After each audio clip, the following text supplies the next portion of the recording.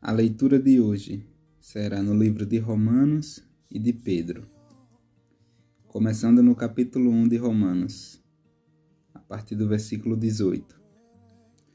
Portanto, a ira de Deus é revelada dos céus contra toda impiedade e injustiça dos homens, que suprimem a verdade pela injustiça. Pois o que de Deus se pode conhecer é manifesto entre eles, porque Deus lhe manifestou. Pois desde a criação do mundo, os atributos invisíveis de Deus, seu eterno poder e sua natureza divina, têm sido vistos claramente, sendo compreendidos por meio das coisas criadas, de forma que tais homens são indesculpáveis, porque, tendo conhecido a Deus, não o glorificaram como Deus, nem lhe renderam graças, mas os seus pensamentos tornaram-se fúteis e o coração insensato deles obscureceu-se. Dizendo-se sábios, tornaram-se loucos e trocaram a glória do Deus imortal por imagens, feitas segundo a semelhança do homem mortal, bem como de pássaros, quadrúpedes e répteis. Por isso, Deus os entregou à impureza sexual, segundo os desejos pecaminosos do seu coração, para a degradação do seu corpo entre si. Trocaram a verdade de Deus pela mentira, e adoraram e serviram as coisas e seres criados, em lugar do Criador, que é bendito para sempre. Amém. Por causa disso, Deus os entregou a paixões vergonhosas. Até suas mulheres trocaram suas relações sexuais naturais por outras, contrárias à natureza. Da mesma forma, os homens também abandonaram as relações naturais com as mulheres e se inflamaram de paixão uns pelos outros. Começaram a cometer atos indecentes, homens com homens, e receberam em si mesmo o castigo merecido pela sua perversão. Além do mais, visto que desprezaram o conhecimento de Deus, ele os entregou a uma disposição mental reprovável para praticarem o que não deviam. Tornaram-se cheios de toda sorte de injustiça, maldade, ganância e depravação. Estão cheios de inveja, homicídios, rivalidades, engano e malícia. São bisbilhoteiros, caluniadores, inimigos de Deus, insolentes, arrogantes e presunçosos. Inventam maneiras de praticar o mal, desobedecem a seus pais, são insensatos, desleais, sem amor pela família, implacáveis, embora conheçam o justo decreto de Deus de que as pessoas que praticam tais coisas merecem a morte, não somente continuam a praticá-las, mas também aprovam aqueles que as praticam. Primeira carta de Pedro, capítulo 1. Exortação à santidade. Portanto, estejam com a mente preparada, prontos para agir. Estejam alertas e coloquem toda a esperança na graça que lhes será dada quando Jesus Cristo for revelado. Como filhos obedientes, não se deixem amoldar pelos maus desejos de outrora, quando viviam na ignorância, mas, assim como é santo aquele que os chamou, sejam santos vocês também, em tudo o que fizerem. Pois está escrito: sejam santos, porque eu sou santo.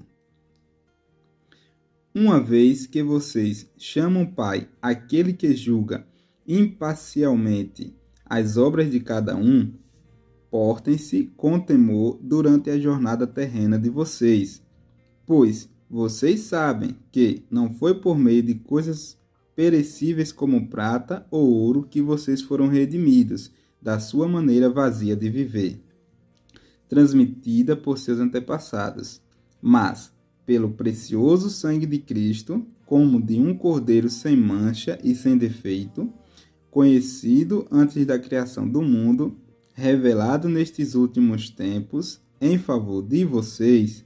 Por meio dele vocês creem em Deus, que o ressuscitou dentre os mortos e o glorificou, de modo que a fé e a esperança de vocês estão em Deus.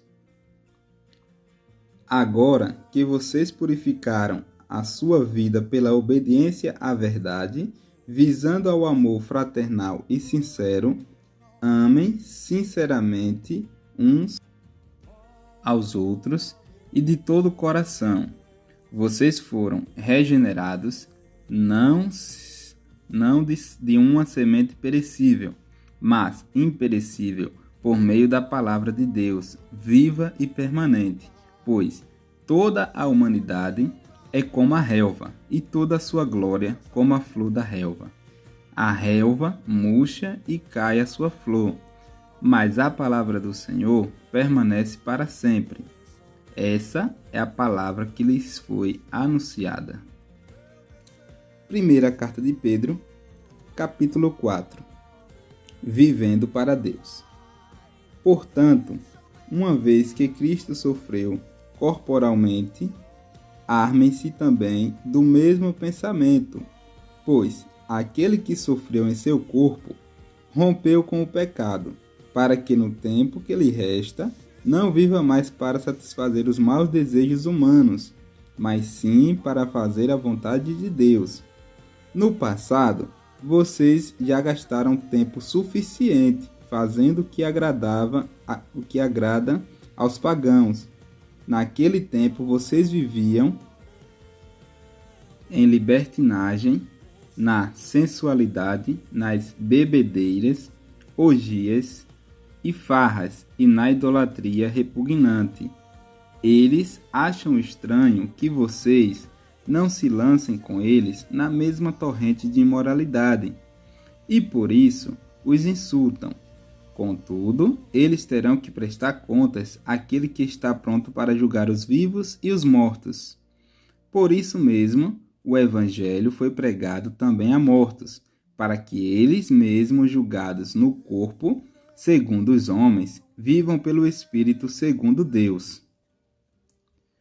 O fim de todas as coisas está próximo. Portanto, sejam criteriosos e estejam alertas. Dediquem-se à oração. Sobretudo, amem-se sinceramente uns aos outros, porque o amor perdoa muitíssimos pecados. Sejam mutuamente hospitaleiros, sem reclamação. Cada um exerça o dom que recebeu para servir os outros, administrando fielmente a graça de Deus em suas múltiplas formas. Se alguém fala, faça-o como quem transmite a palavra de Deus. Se alguém serve, faça-o com a força que Deus provê, de forma que, em todas as coisas, Deus seja glorificado mediante Jesus Cristo, a quem sejam a glória e o poder para todo sempre. Amém. Sofrendo por ser cristão.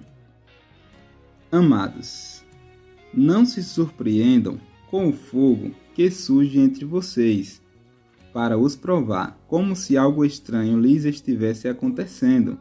Mas alegrem-se à medida que participam dos sofrimentos de Cristo, para que também, quando a sua glória for revelada, vocês exultem com grande alegria.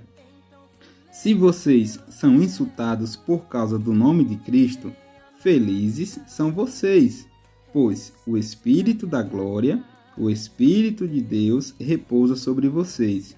Se algum de vocês sofre, que não seja como assassino, ladrão, criminoso ou como quem se intromete em negócios alheios.